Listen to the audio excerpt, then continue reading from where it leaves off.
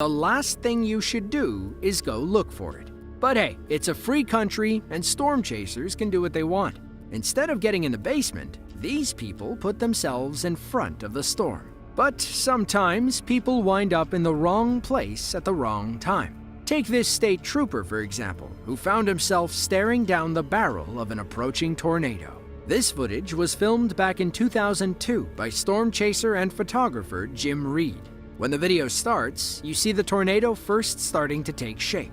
You can see that it doesn't really look like a full-blown tornado at first. The dust isn't exactly reaching into the sky like you might expect. But it doesn't take long for this to change. In less than 20 seconds, it turns into a massive landspout tornado, and one hell of an iconic shot. The next clip comes from Tahoka, a tiny community in northwestern Texas.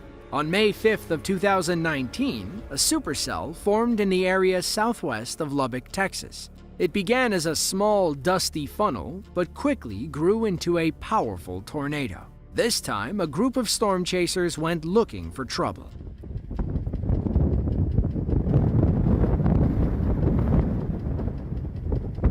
Wow. Across the road right in front of us.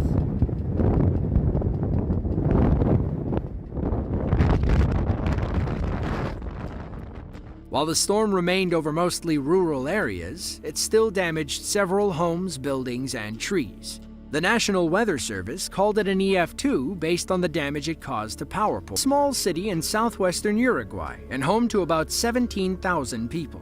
Dolores doesn't get much media attention for the most part, but a massive tornado in April of 2016 thrust them into the international spotlight. The storm touched down around 4:11 p.m. local time. Winds clocked in between 136 and 200 miles per hour as the storm ripped through the middle of town. It decimated everything in its path. One brave local was crazy enough to capture it on video.